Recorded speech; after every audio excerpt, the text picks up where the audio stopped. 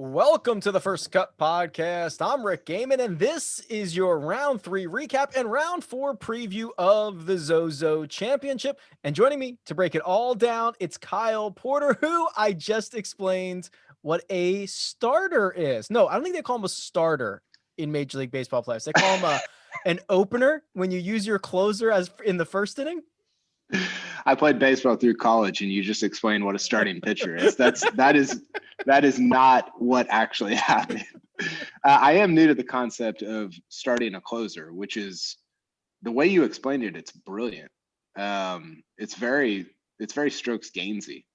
It very much is. Not a lot of teams are willing to commit to this, but because it makes you look foolish if you bring in your closer in the first inning and he gives up 2 runs. Yeah, for sure. It looks really bad if that happens, but I think it's pretty smart. I don't know.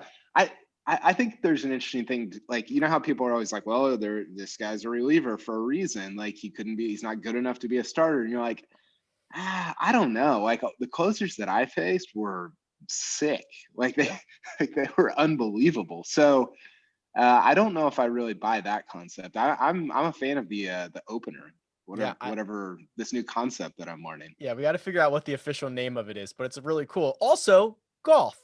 The ZOZO Championship is going on in Sherwood, over there in Thousand Oaks, California. And Kyle, we have a final group of heavyweight proportions. In one corner, Justin Thomas. In another corner, Jon Rahm. And in a third corner, Lanto Griffin, which, it's all right. It's a pretty good final group.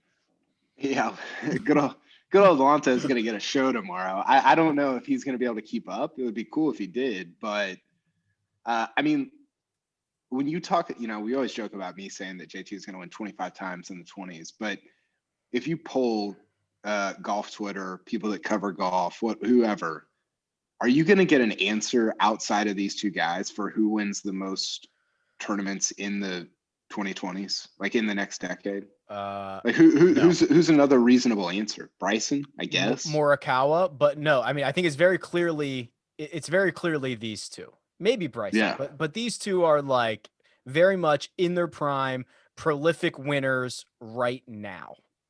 Yeah, and Rahm, I kind of stumbled into mentioning him on Friday because I was going to give you Bubba, and I was just kind of reading down the list. And I was like, oh, Rahm looks interesting. And then he goes out. I thought he was going to shoot a 60, and he shoots 63. Look, like, this isn't that difficult to kind of look at. He didn't putt well the first 2 rounds, and he's a good putter. He's not an elite putter, but he's a good putter. And it popped in round 3, and he shoots 63. And that's just sort of how it goes. I think the thing, if I'm JT and Rahm, and I don't know if this will benefit them, Rahm talked about this after his round, you kind of got to go get it tomorrow, because there's going to be guys shooting, just every number that, 62, 63, 64, you can't shoot a 70 and win, I don't think. So, Rahm said that kind of simplifies things for him. And so that'll be fun. I think that's when both guys are at their best, probably. Yeah, Rahm's 63 was the round of the day with Russell Henley. They both shot 63. He's going to start 1 shot back of Justin Thomas, but he was basically your biggest mover of the day, or at least anybody in the top, 10 of the leaderboard as it stands after 3 rounds. But the man they're chasing is Justin Thomas, who is going to have his 14th 54-hole lead since 2015. So this is from Justin Ray. The most 54-hole leads on the PGA Tour in that time frame. DJ has 15 of them. Sunday will be JT's 14th. Spieth at 13, which is kind of crazy because all of those 54-hole leads came in like 2 years. And then Jason Day. And then here's the real kicker, I think, for Justin Thomas, Kyle, is 8 of 13 in converting these 54-hole leads. We talked about it on Friday night. He's a closer. Like, he's an assassin. Yeah, he's a big time closer. And I think we sort of overdo it's Paul Azinger does it's what's on the inside. Like, okay, give me his tee to green stuff. Like, I don't, but I do think some of that does matter. Because you get guys, and we talked about this with we talked about this with Xander, I guess, where they get around the lead and it's like it's like they, it's like touching a stove and you like back off of it. Like, Yeah. and I don't know, that's not necessarily a criticism of Xander because he's a really good player, but JT is not, that's not true of him. Like he wants the lead and then he wants to lead by 3 and then he wants to lead by 5. And he's not uncomfortable leading. Leading is an uncomfortable thing and he's not uncomfortable doing it. He's kind of been, I was looking at some of his numbers and just watching, he has these lulls a little bit in the middle of his rounds. He didn't hit it that well over the last 2 days. He got saved by his putter a little bit. I think he's going to have to be better from tee to green, especially off the tee on Sunday to beat Rahm because he just hasn't been super sharp. And, he's hitting balls off the cart path. He hits a tree on 16. He's kind of all over the place. And I just don't know if he's going to be able to do that 3 days in a row. Lanto Griffin, who will start 2 shots back of Justin Thomas, and he will play in the final group with the 2 big boys, has really yet to blink. I mean, it's looked like he was.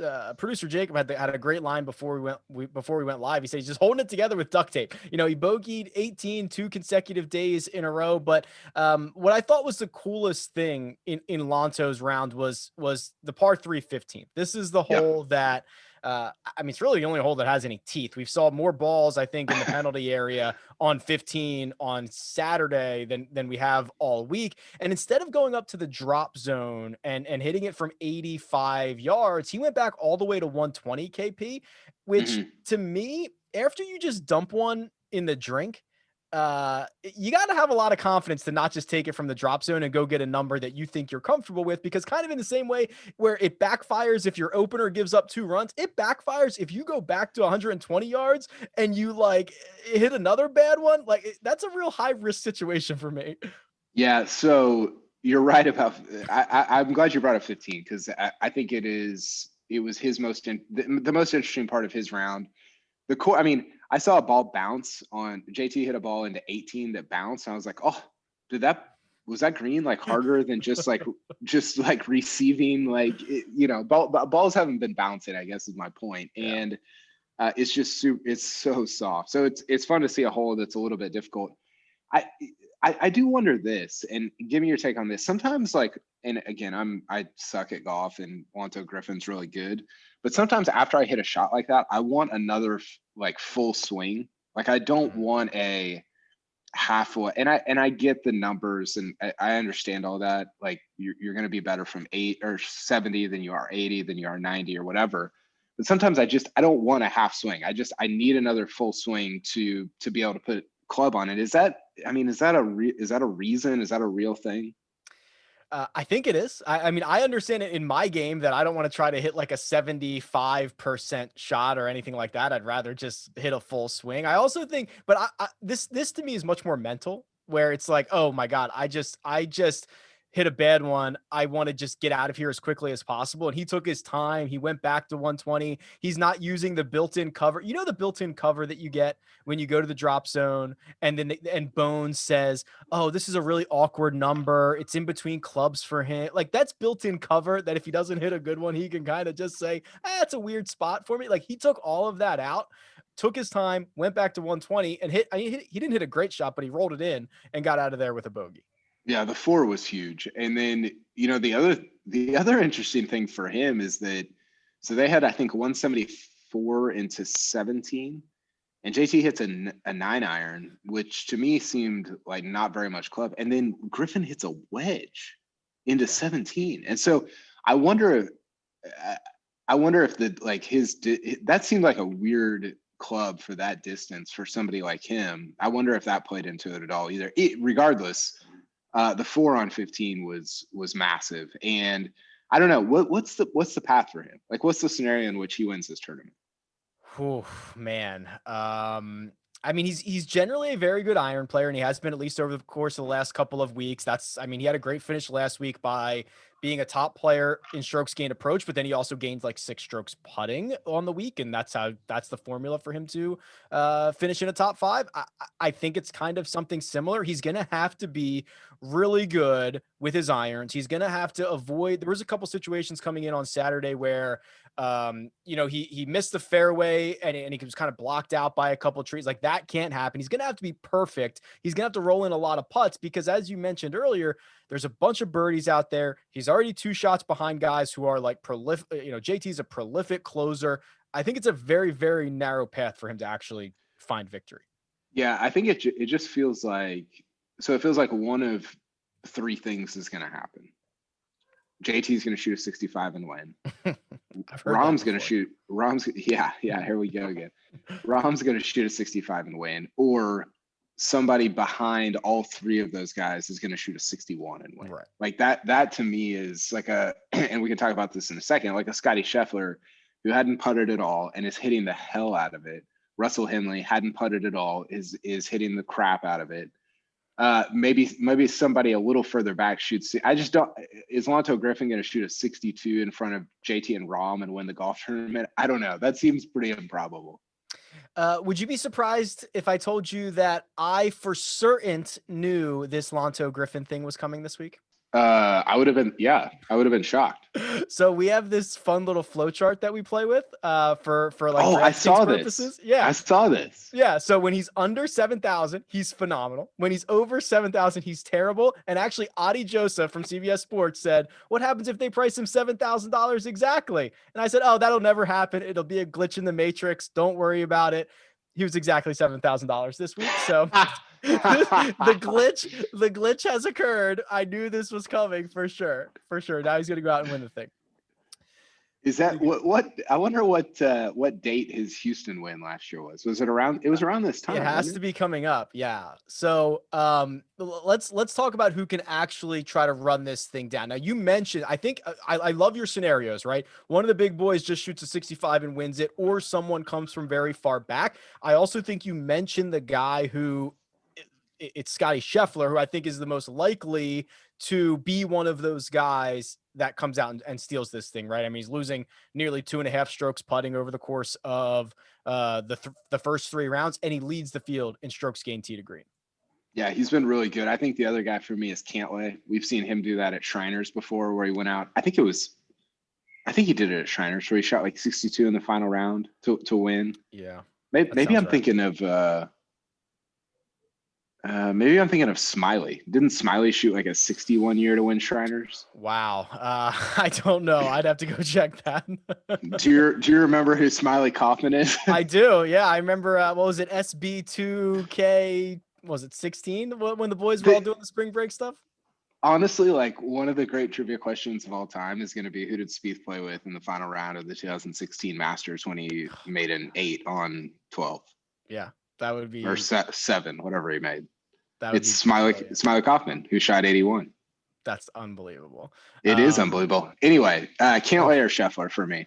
Cantlay is 12-1. Scheffler is 33-1. Oh, give me Scheffler at 33. That's mama. He shot a 59 like 2 months ago. Yeah, and like this is outside of like the 2 weeks that he just returned from testing positive for COVID. He's been absolutely lights out for like those last 2 months. Yeah, he's been really, really good. Any page you look at on Data Golf is going to have Scotty Scheffler's name near the top of it. And, I was looking at his putting. He's not a great putter, but he's not a negative putter. He's a positive strokes gained guy with his putter.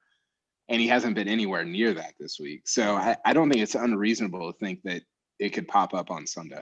Yeah, I think it's either, I like that, JT Rahm, or the guy coming from behind is probably Scotty Scheffler. The good news is whatever happens, we'll be here to talk about it, break it all down. If you'd like to follow Kyle Porter on Twitter, which I recommend, you can follow him at Kyle Porter CBS. You can follow me at Rick Run Good. This has been The First Cut, and we'll catch you next time.